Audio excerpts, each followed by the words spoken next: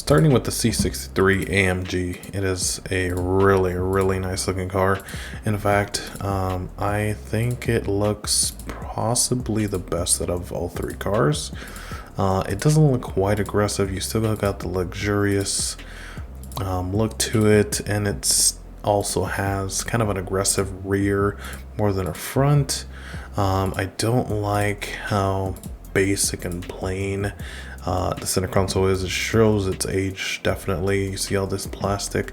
Doesn't look very nice with it being faded like that. So but we're not being picky because this is about performance more than anything. 6 owners, that's a little suspicious, because if you love your car, especially a performance car, you're not going to sell it 6 times with it only having 117,000 miles.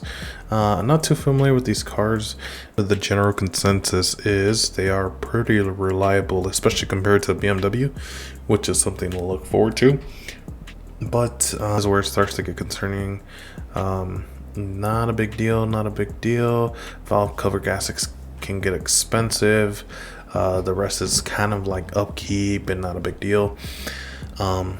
But realistically, looking at these forums, it'd be a pretty big concern to have to more or less rebuild the engine, which is kind of a common thing with evidently anything anything older than 2010 and 2011. So definitely something to look out for.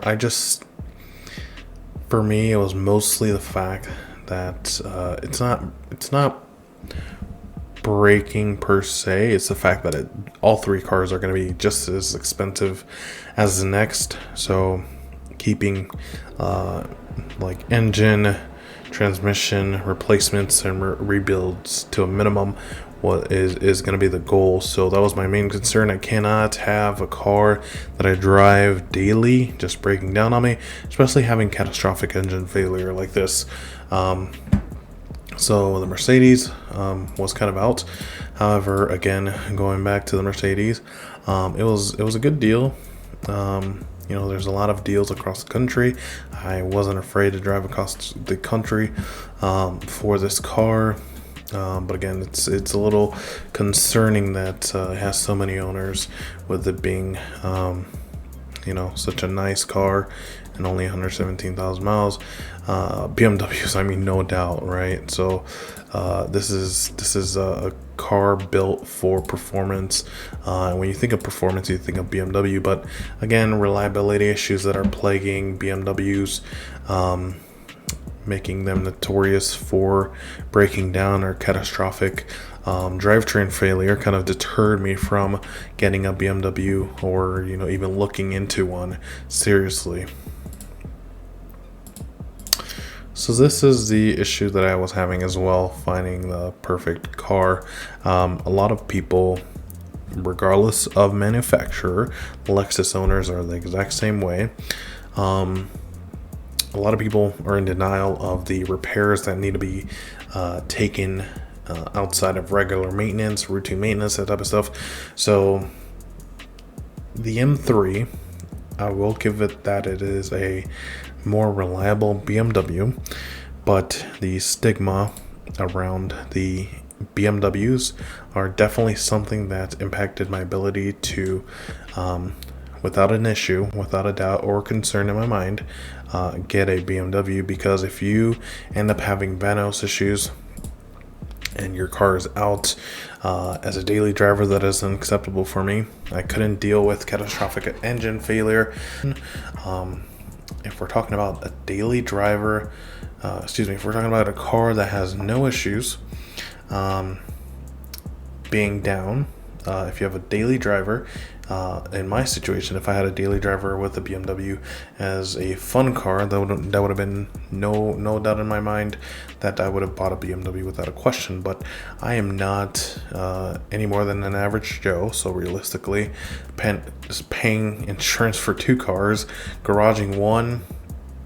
Even if I was rich, quite frankly, I don't think I could do that. Of course, Lexus is without flaws. So doing research for Lexus, just looking at, common issues, there's a whole forum dedicated to this. Now, I was just looking at reliability, common issues for high mileage cars, that type of stuff. Most people said that they had no issues whatsoever, with the exception of just like minor random things like paddle shifters going out, not working, inevitable valley plate issues, mind you, and that goes exactly against what I'm talking about in terms of reliability. But the trick about that is it's not a major issue. It is not a major repair, and maybe I sound like a Lexus fanboy, but I'd rather pay, $700 to $1,000 for repair over paying $2,000 to $6,000 for Vanos issue. So in looking at the buyer's guide, as I stated, there is no vehicle without issues. So one of the main issues that was noted in the buyer's guide, which I did read before purchasing this car, and before saying it was more reliable than BMW and more reliable than Mercedes, is the cracked headers.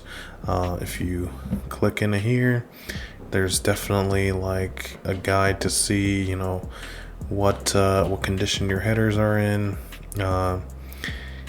And if you dig a little deeper, there's usually people taking pictures, taking videos of them replacing said headers, typically with PPE headers, or in this case, sticky headers, which make the car sound a little bit better.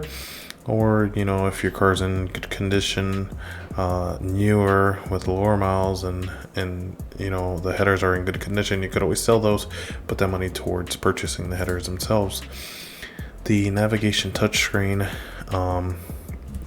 in my personal experience, that has been an issue to where the touchscreen doesn't necessarily fail, but in cold weather it seems to turn off the touchscreen, and this issues start appearing.